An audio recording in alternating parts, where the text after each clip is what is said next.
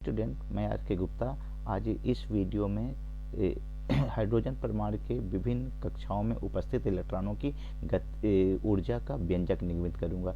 तो जब कोई इलेक्ट्रॉन गति करता है तो उसमें गतिज ऊर्जा होगी और साथ में नाभिक के प्रभाव में रहता है, इलेक्ट्रॉन नाभिक के आकर्षण में रहता है। तो इलेक्ट्रॉनों के प्रत्येक कक्षा के इलेक्ट्रॉनों में क्या होती है, उसकी स्थितिज ऊर्जा होती है। तो पहला हम देखेंगे कि इसके बीच जो कूलाम का बल लगेगा, इलेक्ट्रॉन और प्रोटॉन के बीच जो कूलाम का बल लगेगा, प्रोटॉन कहाँ है, नाभिक पर है, तो जो कूलाम का बल लगेगा वो क्या हो जाएगा, 1/4πε0 E²/r² होगा। यह नाभिक को आवश्यक अभिकेंद्र बल देगा और अभिकेंद्र बल इलेक्ट्रॉन नाभिक के द्वारा अभिकेंद्र बल क्या लगेगा, इलेक्ट्रॉन का mv²/r। यह क्या है, इलेक्ट्रॉन का m द्रव्यमान है, v इलेक्ट्रॉन की कक्षा में वेग है और r कक्षा की त्रिज्या है। भिन्न भिन्न कक्षाओं की त्रिज्या क्या होगी, अलग अलग होगी।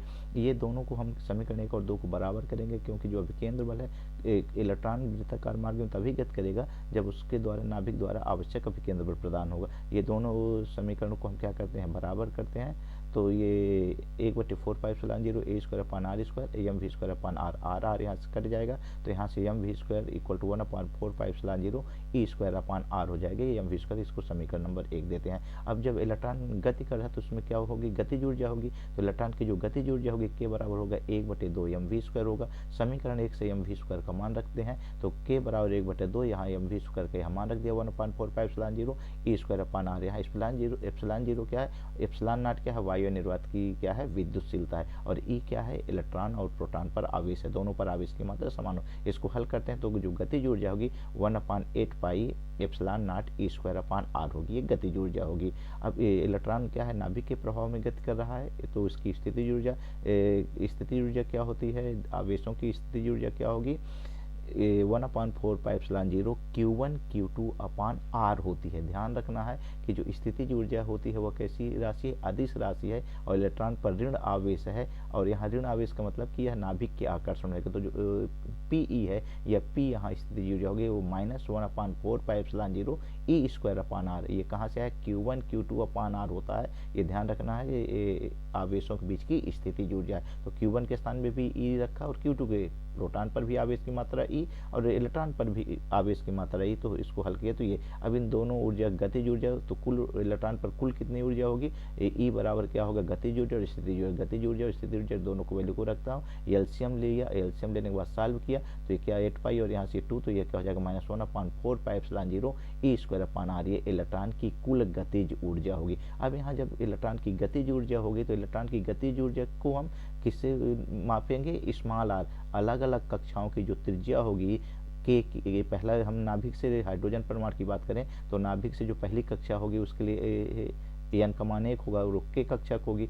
दूसरी में एल होगा, एम हो गया, तो हम एन का मान 1 2 3 4 जैसे हम बढ़ते जाएंगे तो इसकी जो त्रिज्या है उसका मान क्या होगा, बढ़ता जाएगा। तो हम पहले बोर्ड त्रिज्या की गणना करें तो बोर्ड त्रिज्या हम जानते हैं 9वीं कक्षा की जो त्रिज्या होती है आर एन क्या होता है, एप्सिलॉन 0 H²πme²n²। ये जो बोर्ड त्रिज्या होती है वह एन के वर्ग के अनुपाती होती है, अर्थात पहली कक्षाएं पास पास होती हैं और जैसे दूर जाते हैं तो कक्षाओं के बीच की दूरी बढ़ती है। तो ये आर का मान समीकरण 1 में उठा के रखेंगे, तो यहाँ से ई एन और हल करेंगे तो ई एन का मान आ जाएगा me⁴ 8ε0² H²/1/n², और ये निगेटिव होगा। यहाँ ध्यान रखना है कि जो ई एन होती है, जो त्रिज्या होती है इलेक्ट्रॉनों की विभिन्न कक्षाओं में, वो ऋणात्मक होती है। तो यहाँ से परीक्षा में प्रश्न पूछेगा कि इलेक्ट्रॉनों की त्रिज्या ऋणात्मक क्यों होती है। इसका तात्पर्य है कि इलेक्ट्रॉन नाभिक के साथ बंधे होते हैं, नाभिक का उन पे आकर्षण लगता है, और यदि इलेक्ट्रॉनों को नाभिक के प्रभाव से परमाणु से बाहर निकालना है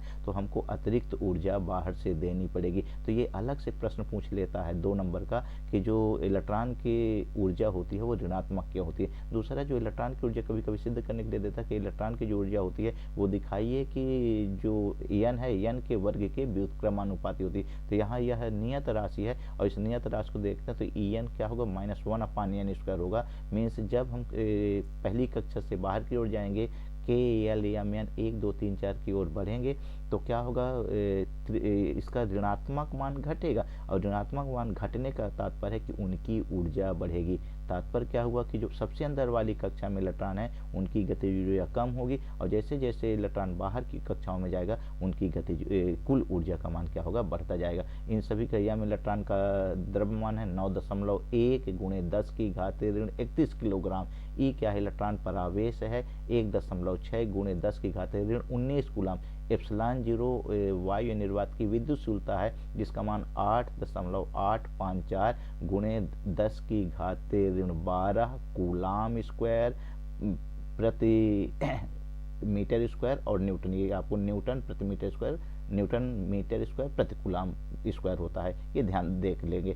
तो ये सभी मानों को यदि उठाए, और एच क्या है, प्लांक नियतांक है 6.63 गुणे 10 के ऋण 34 जूल। इन समस्त मानों को रखें तो ई एन बराबर होता है ऋण 13.6 बटा एन स्क्वायर ईवी। ईवी क्या है, इलेक्ट्रॉन की ऊर्जा का मात्रक है। 1 इलेक्ट्रॉन वोल्ट होता है 1.6 गुणे 10 की घात ऋण 19 कूलाम। तो यहाँ से हम यदि एन का मान पता चल जाए, एन का मान 1, 2, 3, तो ये 4, जिस कक्षा की हमको त्रिज्या की गणना करनी हो तो हम त्रिज्या की गणना कर सकते हैं। तो फाइनल सूत्र आपको परीक्षा में जब सवाल हल करना है तो सीधे आपको याद रखना है ई एन बराबर ऋण 13.6 बटे एन स्क्वायर। एन का मान 1 रखेंगे तो एन का मान 1, 2, 3, तो एन का मान जब 1 रखते हैं इस फार्मूले में तो 1, तो पहली कक्षा की जो त्रिज्या होगी ऋण 13.6 इलेक्ट्रॉन। यदि एन का मान 2 रखेंगे 2 दूनी 4, तो 4 तिहाई, तो क्या हो जाएगा ऋण 3.4 इलेक्ट्रॉन वोल्ट। और यदि एन का मान 3 रखें, 3 तिरकाई 9, तो ऋण 1.5 है। तो यहाँ पर ये पहली से हम देखते हैं जो ऋणात्मक वैल्यू तो घट रही है। ऋणात्मक वैल्यू घटने का तात्पर्य होता है कि जब हम नाभिक से बाहर की ओर जाते हैं तो इलेक्ट्रॉनों की कुल ऊर्जा में क्या होती है, वृद्धि होती है। तो आशा करता हूं कि यह वीडियो आपको पसंद आया होगा। यदि न समझ आया हो तो इस वीडियो को दोबारा देखिए, और यह परीक्षा के पॉइंट ऑफ व्यू और कंपटीशन के पॉइंट ऑफ व्यू बहुत महत्वपूर्ण टॉपिक है। Thank you. Please like, subscribe and share the video and leave a comment. एक कमेंट, अच्छा सा कमेंट छोड़िए।